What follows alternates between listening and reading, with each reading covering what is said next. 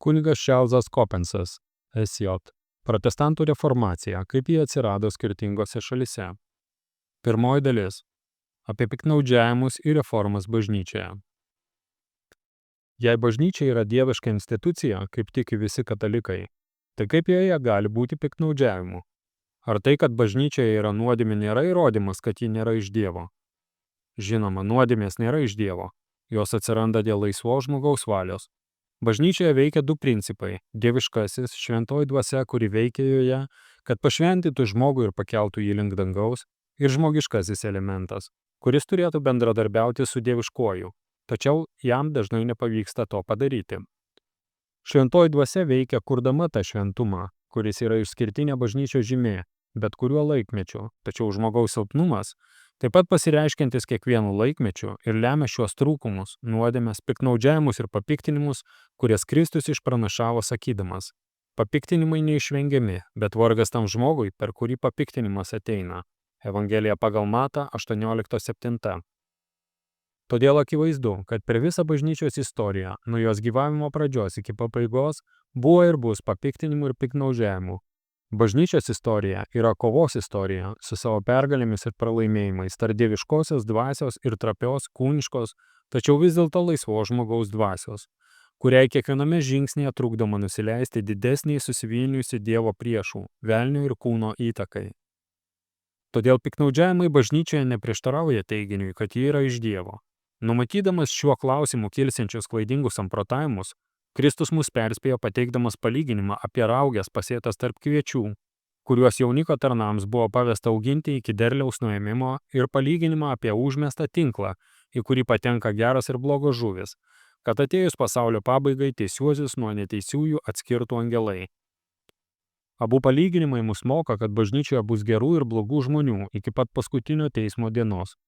Išpranašauti papiktinimai ir piktnaudžiavimai prasidėjo dar apaštalų laikais ir jie buvo tikrai šokiruojantis. Pažiūrėkime, kaip šventas Paulius peikia korintiečius dėl elgesio priimant šventąją komuniją. Vienas lieka alkanas, rašo jis, o kitas nusigeria. Ir vėl.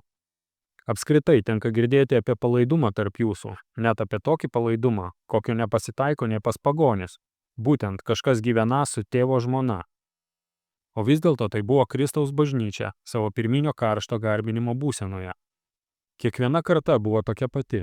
Piktnaudžiavimai ir papiktinimai neaplenkė ir aukščiausių bažnyčios postų.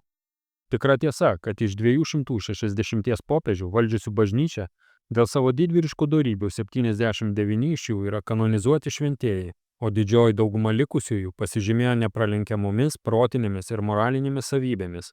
Tačiau buvo ir tokių, kurie užtraukė nešlovę savo aukštai padėčiai. Kardinolas Gibbonsas savo Mūsų tėvų tikėjime sako, mes turime 43 dorybingus popiežius prieš vieną blogą, kai tuo tarpu Judas Iskarijotas buvo vienas iš 12 apaštalų. Tačiau bažnyčios priešo akise vienas nevertas pontifikas nusipelno daugiau dėmesio nei 50 dorybingų popiežiaus sosto atstovų. Pasipiktinimai žemesniuose tikinčiųjų sluoksniuose be abejo yra gerokai gausesni ir mums nereikia bijoti patvirtinti, kad niekada nuo Kristaus laikų nebuvo tokio meto, kai jo bažnyčia neturėjo gailėtis, tikrinti save ir reformuotis dėl piktnaudžiavimų jos pačios vaikų šeimoje.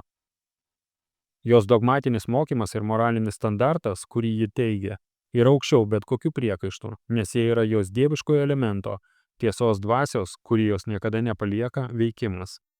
Tačiau daugybės jos pačios saviškių, tiek ganytojai, kurie yra samdiniai, tiek avių nuklydusi nuo kaimenės, gyvenimai yra jos nuolatinis rūpestis ir gausus skandalų šaltinis pasauliui. Tuo tarpu ta pati dieviškoji dvasia, kuri pašventina tuos, kurie paklusniai atsiliepia į malonės veikimą, visada veikiai iškelia iš jų tarpų uolius reformatorius, kurie, apšviesti vidinės šviesos ir vedami tinkamą autoriteto, pašalina piktnaudžiavimus, kylančius iš žmogiškojo trapumo ir žmogiškųjų aistrų. Toks buvo nuolankus šventasis Pranciškus Asyžietis, kuris iškilo kaip gyvas priekaištas savo laikmečio supasaulėjimui. Tokia buvo šventoji Kotryna Sienietė, kurią Viešpats padarė savo įrankiu sugrąžinti popiežiui iš Avinjono į Romą.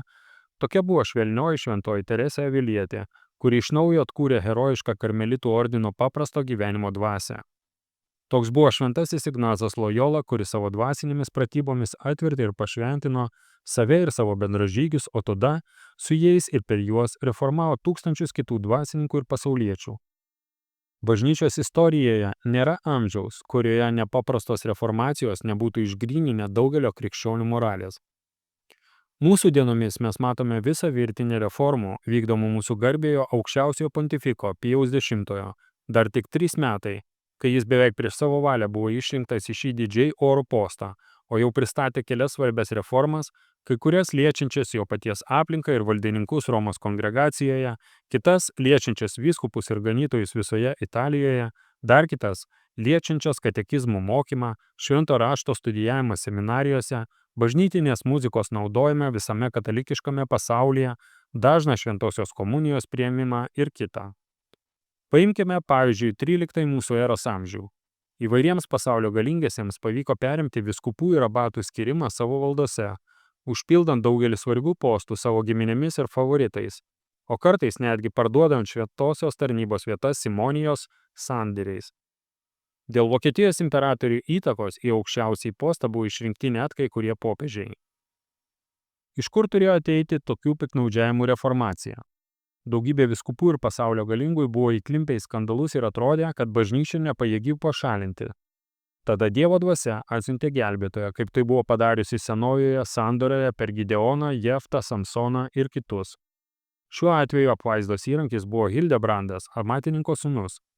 Didvyriškos drąsos dėka jis sulaužė burtą, kuris atrodo yra supančioje šventuosius dvasininkus. Jis įkalbino popiežių paskelbti, kad nuo šiol aukščiausiai pontifiką rinks kardinolų kolegija. Vėliau, pats išrinktas popiežiumi ir pasirinkęs Grigaliaus VII vardą, jis drąsiai atsisakė taip vadinamos blogos investitūros praktikos, dėl kurios kai kurie valdovai turėjo investuoti į naujų vyskupų žiedus ir lazdas, jų šventosios tarnybos simbolius. Todėl jie teigia, kad turi teisę patys rinktis vyskupus, į kuriuos turės investuoti. Ypatingai teisę į šią privilegiją reiškia imperatorius Henrikas IV. Grigalius VII, pasitikėdamas Dievo pagalbą prieš bet kokią žemiškąją galią, pasmerkė piktnaudžiavimą ir paskelbė griežtas bausmes prieš bet kurį valdovą, kuris tęstų tokią praktiką. Imperatorius surinko jam pavaldžius vyskupus, nušalino Grigalius VII ir savo ruožtu iškėlė antipopiežių. Bet dorybingasis Grigalius pareiškė, kad Henrikas tokiu būdu užsipuldamas bažnyčią sulaužė savo karūnavimo priesaiką ir neteko savo imperatoriškosios karūnos. To pasekoje jis pareiškė, kad visi Vokietijos žmonės yra atleidžiami nuo paklusnumo tironui. Henrikas buvo priverstas paklusti teisingam nuosprendžiui ir pamaldžiai nuvyko į Kanozą, kur tuo metu gyveno Grigalius. Čia, prieš gaudamas išrišimą, jis turėjo atlikti atgailą. Tokiu būdu skandalingos investitūros praktikos buvo atsisakyta. Tačiau šią šventą pergalę Grigalius VII turėjo brangiai sumokėti. To pasekoje jis to paties tirono buvo išvarytas iš Romos ir mirė tremtyje. Be to mandagos istorikai, stengdamiesi įtikti pasaulio galingiesiems, apšmeižė jo vardą. Jis buvo vaizduojamas kaip blogas popiežius, kol jo garbę reabilitavo protestantų istorikas Voigtas. Tokie patys išteisinimai buvo parašyti ir priimti kaip istorijos verdiktai popiežiai Inocentui III, istoriko Rankė ir kitų, Leonui X, istoriko Rosko ir panašiai, tiesos jėgai triumfuojant prieš nekatalikų, tačiau nuoširdžių studentų išankstinės nuostatas. Kad ir kokia reforma ateitų iš Dievo dvasios, kaip ir Grigaliaus VII atveju, ji yra tvarkinga, nuosaiki ir suderinama su teisingumu. Bet tai, kas kyla iš žmogaus dvasios, dažnai linksta į perteklių, neteisėtumą, į pasirengimą naudoti blogas priemonės pasiekti norimiems tikslams.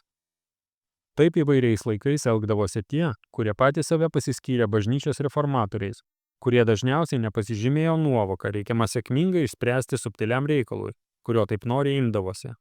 Taip iškalbingas vienuolis Savonarola sukėlė smarkų pasipriešinimą popiežiaus Aleksandro VI keliamiems skandalams, popiežiaus, kuris greičiausiai buvo pats neverčiausias iš visų Romos pontifikų, bet jo užsidegimas nebuvo nuosaikus, jo priemonės nebuvo tokias, kokias savo išmintimi būtų patvirtinęs Dievas. Ir vis dėlto, psalmininkas perspėjo visas kartas, kad jei viešpats nestato namų, veltui triūsia tie, kurie jį stato. Todėl mes išnagrinėsime kai kuriuos kitus save reformatoriais pasiskyrusius asmenis, kuriuos galime kaltinti žymiai didesniais dalykais, nei norėjęs gero, bet staigus ir smurtingas Savonarola.